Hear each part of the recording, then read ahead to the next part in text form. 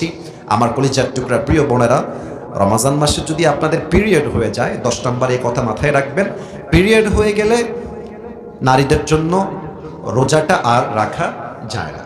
কোরআন তেলাওয়াত করার ব্যাপারেও বিভিন্ন ইখতিলাফ রয়েছে। অতএব মা বোনদেরকে বলবো, যদি পিরিয়ড হয়ে যায় বাই চান্স, আপনি কিছু কাজ করবেন। এক, কোরআনটা তেলাওয়াত না করে অডিও একটা তেলাওয়াত বাজিয়ে দিবেন, বসে বসে তেলাওয়াত শুনবেন। রান্না করছেন, তেলাওয়াত শুনবেন। অথবা আপনি মনে মনে জিকির করবেন। অথবা পিরিয়ড হয়ে গেলে বসে বসে টাইম নষ্ট না করে আত্মীয়দের হক আদায় করবেন। বসে বসে আপনি টাইম নষ্ট না করে আপনি আজহারির ওয়াজটা বাজায় দিবেন, শাইখ আহমদুল্লাহ হুজুরের ওয়াজ বাজায় দিবেন, ডক্টর জাকির নায়কের লেকচার বাজায় দিবেন।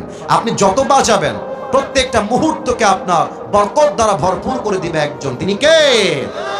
আল্লাহ আমার প্রিয় মা বোনদেরকে কথাগুলো আমল করার তৌফিক দান করুক, আমাদেরকেও আমল করার তৌফিক দান করুক। পড়েন সবাই আমিন। রমজান মাসে আল্লাহ তাআলা সমস্ত বান্দাদেরকে ক্ষমার ঘোষণা দেন। তবে দুইজন ব্যক্তি আছে এমন, অর্থাৎ দুই ধরনের ব্যক্তি আছে এমন, যাদেরকে আল্লাহ তাআলা রমজান মাসেও ক্ষমা করেন না। এক, ইল্লা লিমুশরিকিন, যে বান্দা আল্লাহর সঙ্গে শিরিক করে।